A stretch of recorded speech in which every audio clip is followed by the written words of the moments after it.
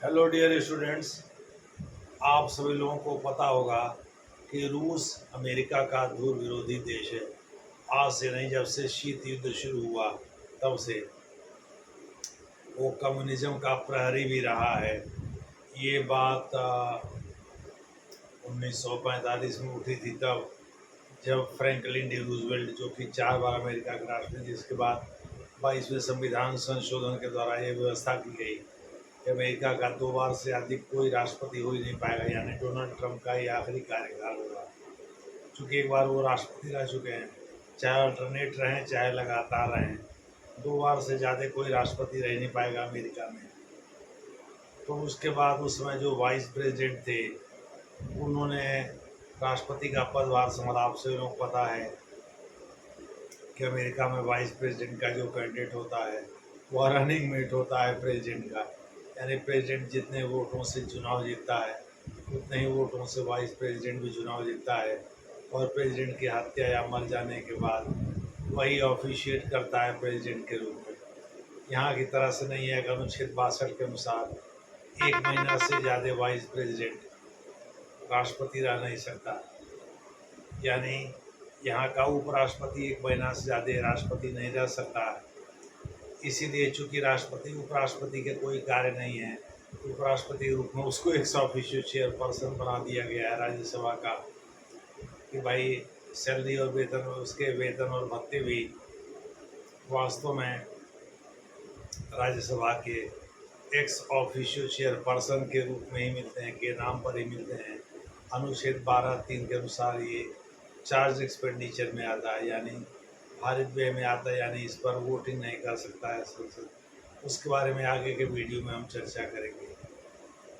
तो इस प्रकार से डोनाल्ड ट्रंप साहब और जो जेडी वेंस हैं इस समय उपराष्ट्रपति अमेरिका के, ये दोनों रनिंग, जेडी वेंस जो है राष्ट्रपति के रनिंग मेट थे, यानी उनके साथ साथ दौड़ लगाए थे। अगर वो 5 कदम आगे बढ़ाते हैं तो 5 कदम आगे ये भी बढ़ाए, इसीलिए इनको रनिंग मेट कहा जाता है। दूसरे शब्दों में, अमेरिका का राष्ट्रपति जितने मतों से चुनाव जीता उतने ही मतों से जेडी वेंस भी चुनाव जीते। इसीलिए अमेरिका में व्यवस्था थोड़ी दूसरी है। तो इस प्रकार से हेनरी ट्रूमैन, जो कि वाइस प्रेसिडेंट थे फ्रैंकलिन डी रूजवेल्ट के समय, उन्होंने ऑफिशिएट किया प्रेसिडेंट के रूप में। हालांकि वो स्वतंत्र रूप से आप आगे चल करके प्रेसिडेंट का चुनाव जीते अमेरिका के, और उनके समय में ही उन्होंने एक्चुअली कम्युनिस्ट देशों, खास करके सोवियत रूस को कंटेन करने के लिए ही अपना ट्रूमैन डॉक्ट्रिन सामने रखा था। ट्रूमैन डॉक्ट्रिन जो कि सेकेंड वर्ल्ड वार में नहीं था। सेकेंड वर्ल्ड वार के दौरान दोनों मिल करके आपस में लड़े थे, लेकिन वैचारिक मतभेद इतना ज़्यादा गंभीर हो गया कि आगे चल करके दोनों के बीच डिफरेंस हो गया।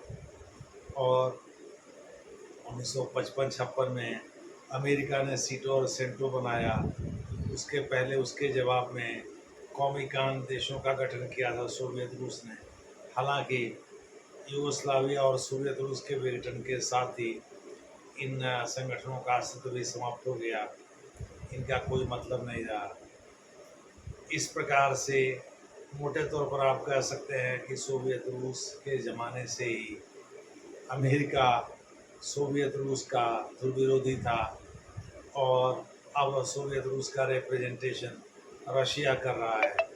तो रूस और चाइना, यानी रिक, आर से रशिया, आई से इंडिया, सी से चाइना, व्लादिमीर पुतिन जो कि रूस का रिप्रेजेंटेशन इस समय कर रहे हैं राष्ट्रपति के रूप में, उनका पूरा प्रयास है कि चीन भारत से दोस्ती करे, भारत और चीन एक दूसरे के करीब आए, और बॉर्डर पर जो विवाद है उसको भूल जाए चीन कुछ पल के लिए।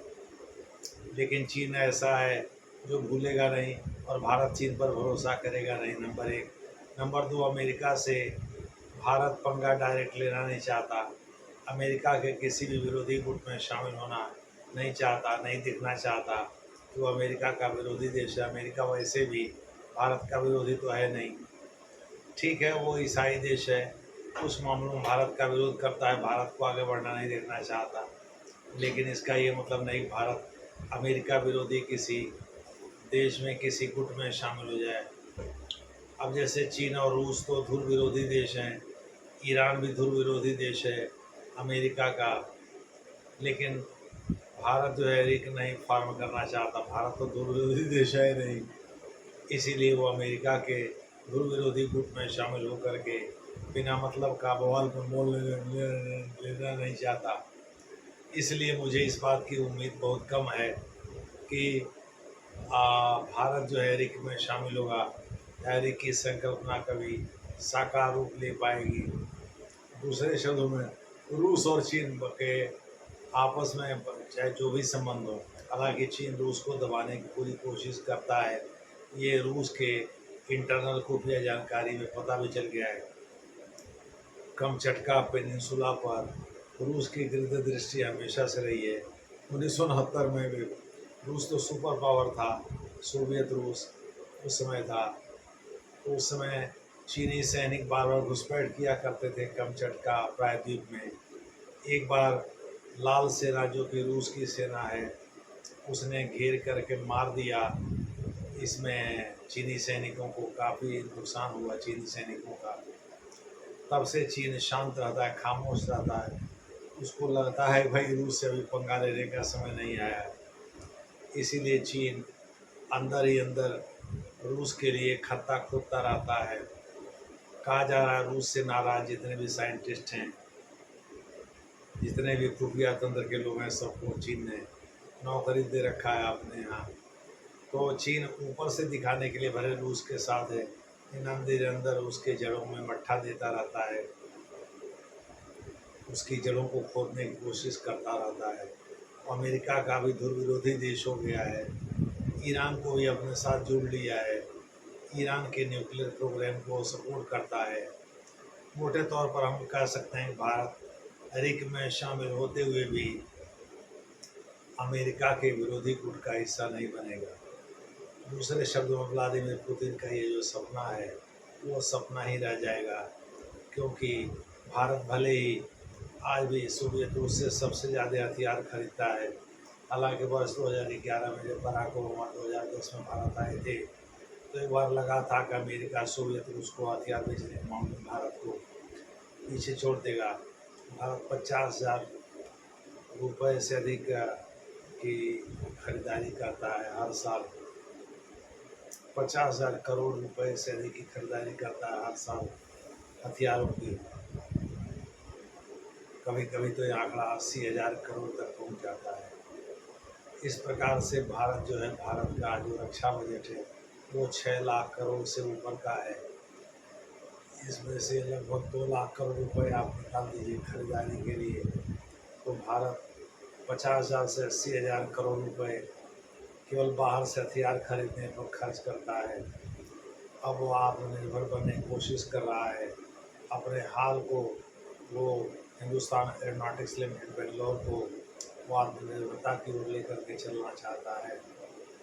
इसलिए मुझे लगता नहीं है कि भारत जो है रूस पर भी ज़्यादा दिन तक डिपेंड रह पाएगा। भले ही आज अमेरिका का हथियार व्यापार भारत को 14% के आसपास ही है, 37% के आसपास सोवियत रूस से है, 26% के आसपास फ्रांस से है, फिर शेष जगहों से है।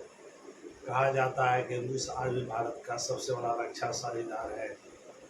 दूसरे नंबर पर इसके बाद इजराइल का नंबर आता है, इसके बाद अमेरिका वगैरह या फ्रांस का नंबर आता है। लेकिन भारत डाइवर्सिफाई कर रहा है। कावेरी इंजन जनरल इलेक्ट्रिकल से लेने की कोशिश कर रहा है। जनरल इलेक्ट्रिकल्स ने अनाउंस भी कर दिया है कि हम भारत में ही कावेरी इंजन बनाएंगे और जो लाइट कम्बैट एयरक्राफ्ट LCA यानी तेजस में लड़ेगा, तेजस 1 तेजस 2 के लिए MK1 और MK2 404 GMK इंजन बनाने के लिए भारत में वो हिस्सेदारी कर भारत के साथ हिस्सेदारी करने को तैयार है। ऐसे में भारत काहे के लिए जोखिम मोल लेगा भाई। तो इस प्रकार से मुझे लगता है भारत जो है अमेरिका से कोई पंगा लेगा और एक साकार